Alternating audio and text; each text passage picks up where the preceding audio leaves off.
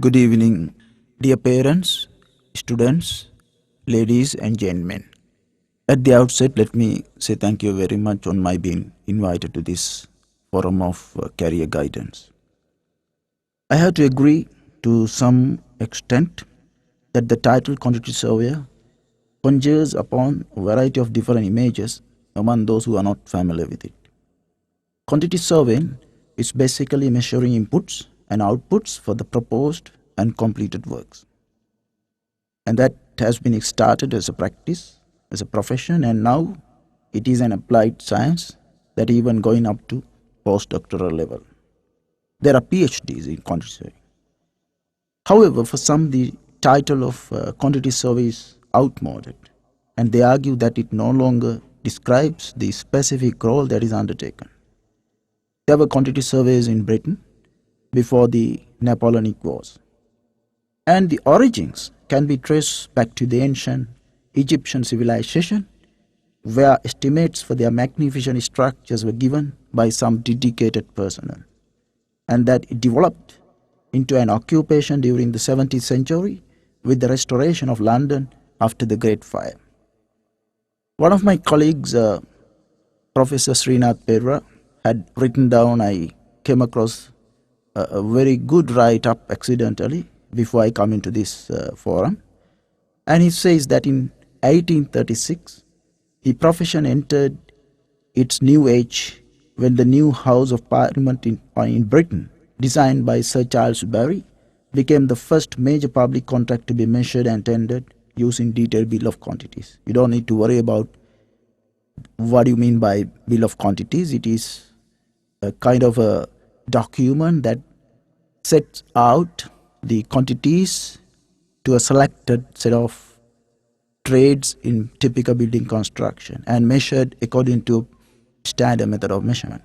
Estimators were a recognized trade also involved in early stage estimating for the owner and later estimating cost of inputs of the master builder. The first recorded instance of a BOQ, Srinath says, produced by Henry Hunt, is for the reconstruction of the Palace of Westminster. Through the centuries, quantity surveying emerged to be one of the demanding professions in the construction industry. In the 80s, it expanded its role, and in the 90s, it changed direction towards management, while in the new millennium, with the rapid development of IT to e-business and building information modeling, which is aptly called BIM. Then question arises as to what actually they do in terms of service delivery, and how do you explain the importance of a quantity surveyor in a project. The services that could be offered by a quantity surveyor could encompass a wide range of functions, such as preliminary cost advice, cost planning, advising on procurement methods, tender process administration, evaluating input and output in construction work, financial reporting, technical auditing, of course, and dealing with claims. So therefore, the function is technical on one hand and managerial on the other hand, and even, I would say, strategic. A good quantity survey has to have the ability to analyze the cost components of a construction project in a scientific way, and the results of such analysis must be applied to a variety of financial and economic problems confronting both the developer and the designer. Given the large number of money associated with construction projects, the value for money is what ultimately makes the quantity surveyor an important person. And that job has to be taken quite seriously, as the size, quality, and scope of the project, and even to decide whether to go ahead with the project proposal, is heavily influenced by the ballpark figure established at the early cost advice. So I would say if actual costs exceed the predicted costs, the viability of the project may vanish, possibly leaving the client bankrupt, the building abandoned, and the resources wasted, creating disputes. The second point is the dispute-free project delivery, which means that the quantity survey must be equipped to tackle the commercial and contractual issues so as not to delay completion and not to overrun the budget. Quantity surveys are still a rare community, and they have, of course, good job opportunities outside. But the question is that are we liberal enough to cater to this need? And that I believe it warrants a clear explanation. I know very well, and it is no doubt, that getting your phone to ring from someone who already has made the mental decision to work with you is by far the easiest way to build a great practice. But what can you do to influence this behavior? Without reputation, you have nothing. Building a reputation is a time taking process, a concentration, a dedication, and sacrifice, which means that you always do the right thing you have to do, even when nobody is watching you. So we call that integrity. By virtue of the services they offer and supply, the professional people hold themselves out as having more than average abilities. Let's remember this specialized set of rules determines the standards against which to measure the quality of the services actually delivered by those who claim to be the best among in their fields of expertise. This is a general perception. Now, Sri Lankans who had some construction background had a chance to go to the Middle Eastern countries in the latter part of 1960s with the invent of oil and gas. Those who have been since then deserve the absolute credit for the fame Sri Lanka has for quantity surveying.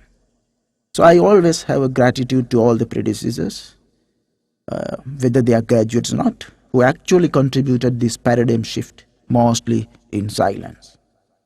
Unlike those days, of course, I should say I have to stress the fact that exploring the international waters in today's time is really volatile due to host of reasons, such as widespread supply chain, the ever-changing client requirements, the innovative procurement and contract modalities, and the high or ratio or the rate of competitiveness. It is simply because of the influx of other nationalities from India, Philippines, Nigeria, Ghana, Kenya, as well as UK. Clients are no longer lay clients on the other hand. They are desperate in the bid for becoming the best. What matters are the timely compliance, accurate analysis, correct judgment, and finally the best value for money, and as I said earlier, the dispute-free project delivery. And that is possible only with a proper education, training, and experience. So under circumstances, it is timely, I strongly believe, that we revisited this existing local menu in the provision of quantity surveying education in Sri Lanka, and that will help preserve the credibility as professionals that has been established and reliable to their paymasters. Those who find worth investing money, however, on education and particularly in the delivery of quantity and services must therefore be aware and be very cautious that their products have enough immunity in long run. While propagating five-star salaries and ever increasing demand in the Middle Eastern countries particularly, which is not necessarily true, I would say, it is important not to relax the national specification for quantity surveying education by adulterating subject elements from various other disciplines. This is where a state mechanism to regulate this aspect of quantity surveying has been very, very important and considered to be significant at all times. In that, no one will object to privately initiated education as it addresses a considerable vacuum the public sector simply cannot fill up, and as long as spearheaded by a central coordinated arm. Ladies and gentlemen, as far as quantity surveying is concerned, it is the Institute of Quantity Survey Sri Lanka, which we call IQSSL, whose mandate is entirely to set standards for quantity surveying education, as stipulated by the Parliament Act number 20 of 2007, if I am not mistaken. It has an island-wide watchdog role to oversee what happens around, offer guidance and maintain and improve standards, accredit and give credence, and ensure quality at the end of the day. So if someone tries to ignore this aspect of standards, bypassing the institute, bypassing the IQSSL, then it is a matter that cannot be overlooked easily. University of Moratuwa being the first public institution to offer a BSc degree in country in Sri Lanka, ideally offers the basis for anyone to start with a similar initiative that is sustainable. It is not something you download from the internet, wherever the source may be, and customize and do something here and there. University of Moratuwa has been conducting this full-time internal 4 years honors degree since 1985, which has been accredited by the international professional apex bodies, including the Royal Institution of Chartered Surveyors, Pacific Association of Country Surveyors, and Australian Institution of Country Surveyors. IQSSL too has accredited this course. I must say, this is not a course imported from other sources. Stealing syllabuses and customizing, neither it specifically propagates the salaries of the Middle Eastern region. It runs on its own merit and serves the local context, though the pass-out graduates have no placement in the government sector or the government cadre so far, due to coal mafia by others who have no distinctly delineated role in the international markets and industries. When we pass out, many viewed that it's a threat to their conservative systems. But with the passage of time, people understood, particularly the private sector clients, how they could be used for their benefit. However, have you ever seen a quantity surveyor sitting in a government office as a manager, director, or a commissioner? I mean at decision-making level, before talking about the national policy-making level. Let me quote a simple analogy. In the old days, mothers gave birth to their children at home, perhaps with the assistance of the Redina or Vinnabu Amma. We heard of MBBS doctors in the early part of 1960s, and then Colombo Mahadostara in 1970s, the specialist people. Today we got neurologists, neurosurgeons, neurophysicians, and so on. I know only 3 specialists. This is what he calls specialization, a fact that we have to accept whether you like or not. Therefore, it is time we change our mindset if we really want to harness the potential of new sciences. Looking back at the manner in which the professions have been evolved, developed and established, there's a history of diversification demanded by genuine circumstances in the society. A recent example in the Middle East is the forensic delay analyst, which is basically a quantity survey with a planning and claims and commercial and contractual acumen and background. However, its generation for the last 2 decades have well settled down outside, except few, of course, in Sri Lanka in the consultancy sector as entrepreneurs and advisors.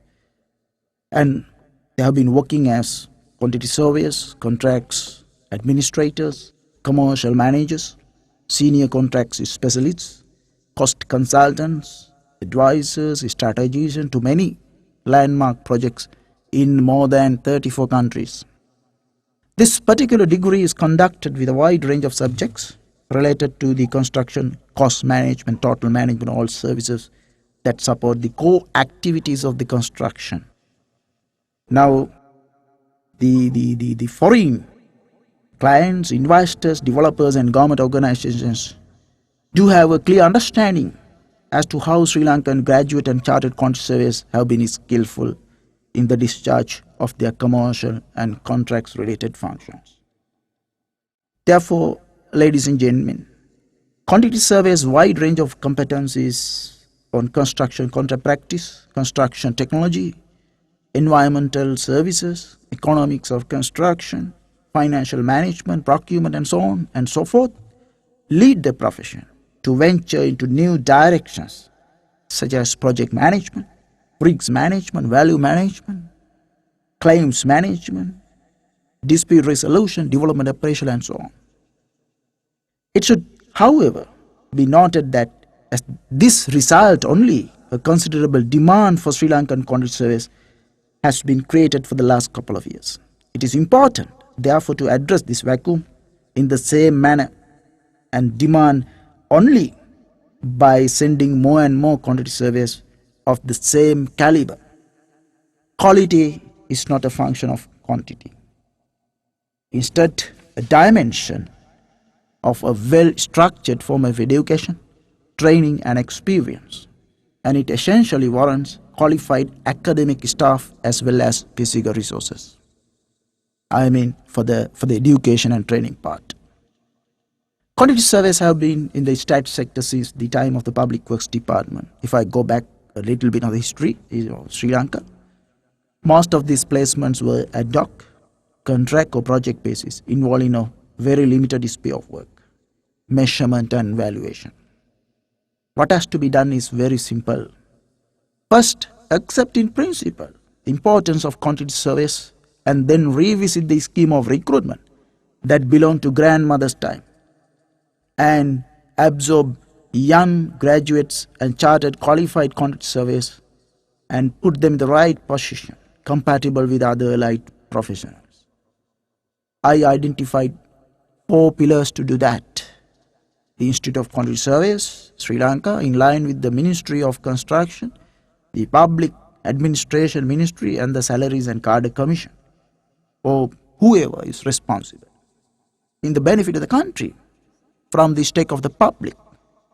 In any developed country, in the Gulf region or even in the former Soviet region, most of which we call them emerging economies, they have cadres in the state sector for quantity surveys, with clearly demarcated job specification at each level, site level, project level, area level, corporate level, and so on. Line of responsibility, so that the quantity surveyors know where they stand, what their responsibilities are, salary levels, channel of communication, and they have the opportunity to go up in the ladder and get involved more actively in the decision-making process. We have technical level quantity surveys, senior level, managerial, advisory level quantity surveys largely involved in policy decision. Not here in Sri Lanka, unfortunately. They strategize models for governments before embarking on world-renowned projects to earn money. I have not come across such an opportunity here in Sri Lanka for these professionals to serve in the state sector. In the Sri Lankan context, how do you pursue claims and disputes? Are they inevitable or controllable? It is not wrong to say that Sri Lanka is becoming a gateway to claims. The trend is that claims specialists are mobilized on international contracts, even before construction commences, to find loopholes in the documents and look for lapses in the process of contract administration. We have a couple of nasty experiences here in Sri Lanka. We remember how Balfour Beatty, who won the claims of millions of rupees at the end of the Colombo Kandy Road project. Claims are a huge industry.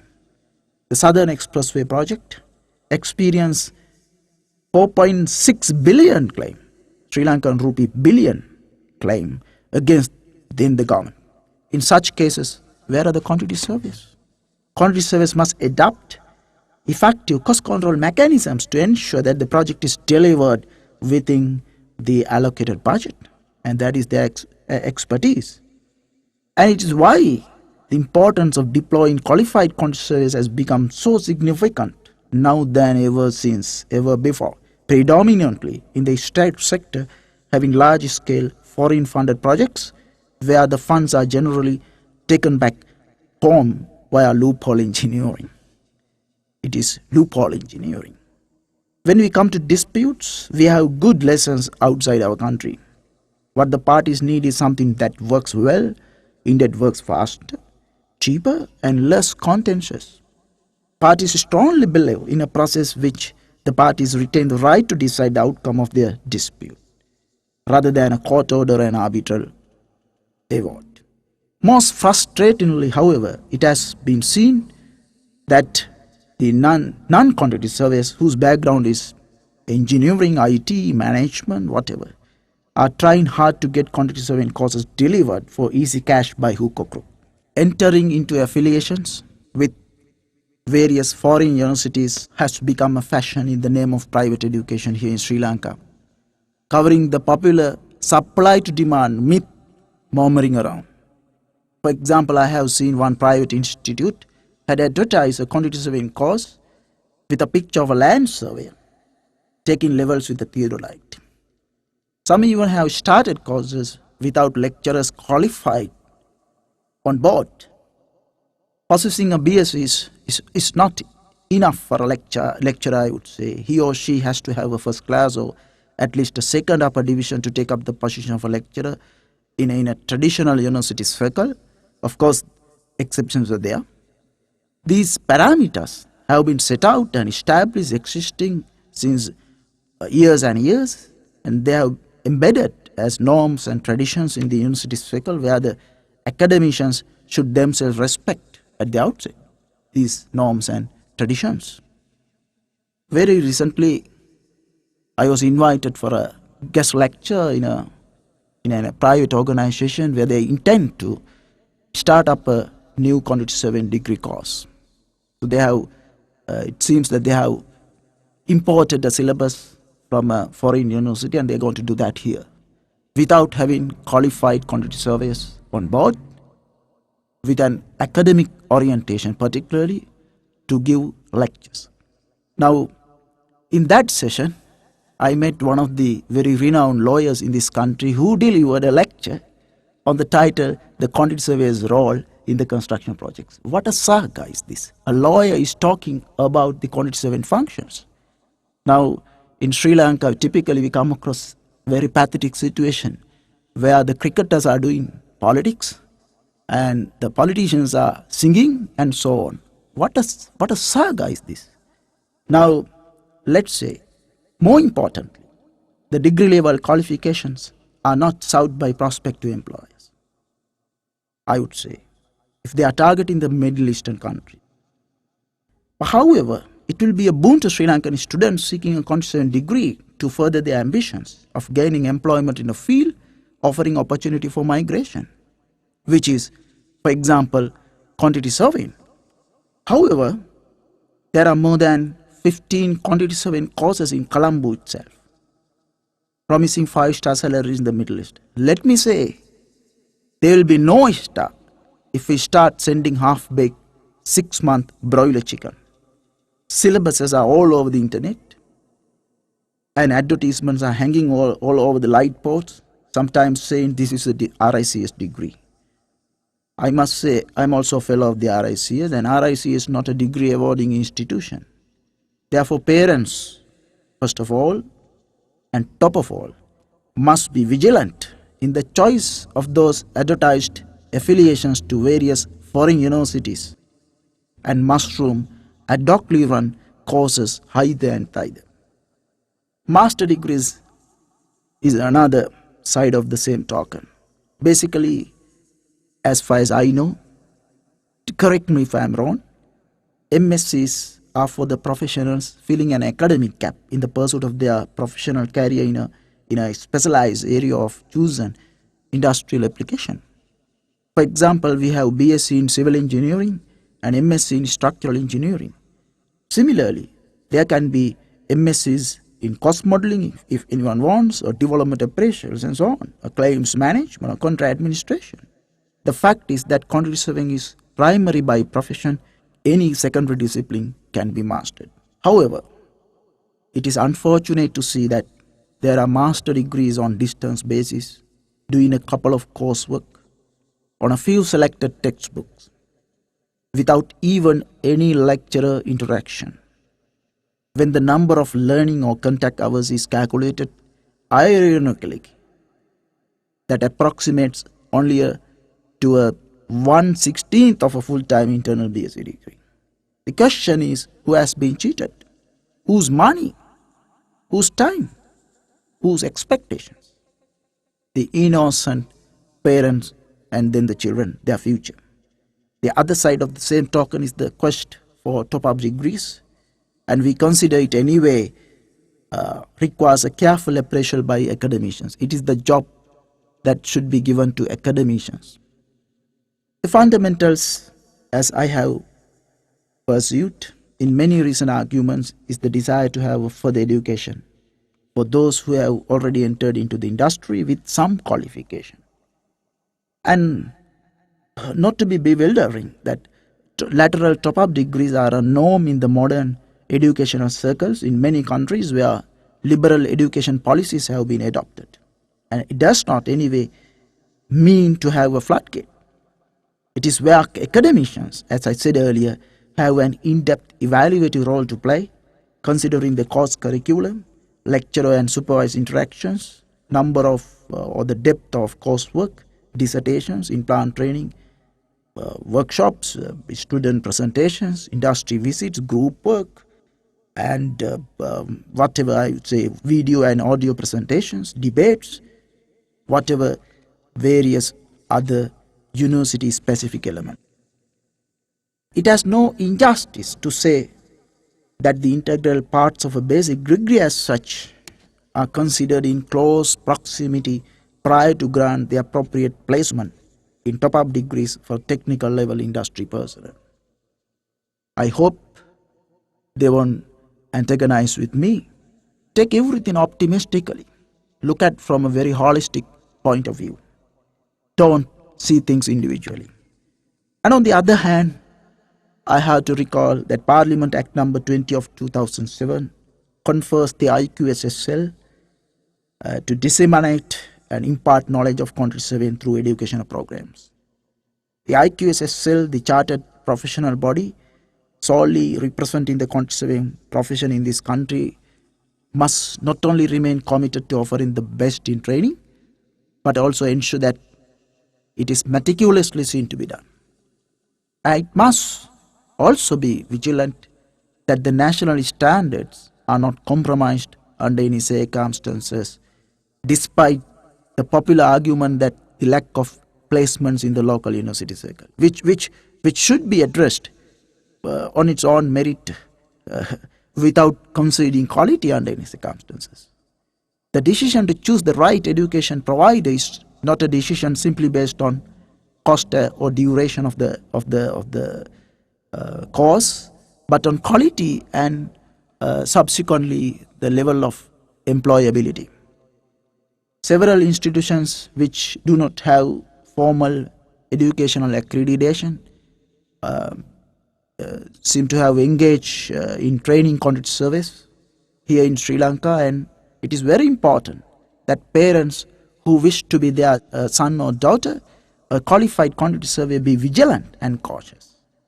IQSSL has already initiated, as far as I know, an accreditation system, and those who wish to invest clean cash and earn good reputation and through the delivery of quantity surveying courses are able to refer to IQSSL for a well-informed, better decision on behalf of their future students.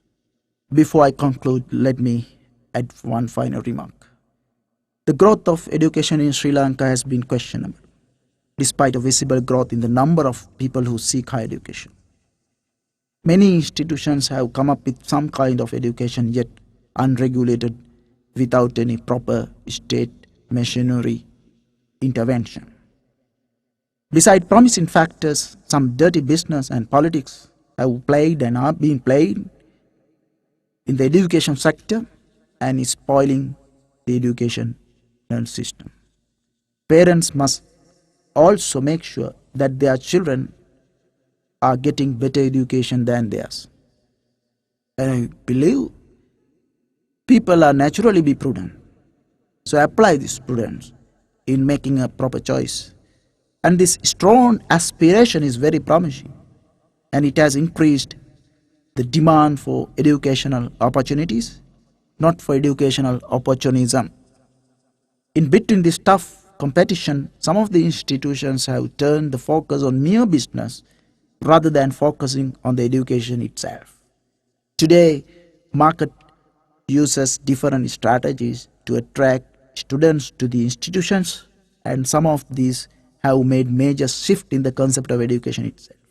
In the business of education, many parents who are aspired for good education are getting cheated every day through false promises that is seen and advertised in various Sunday newspapers.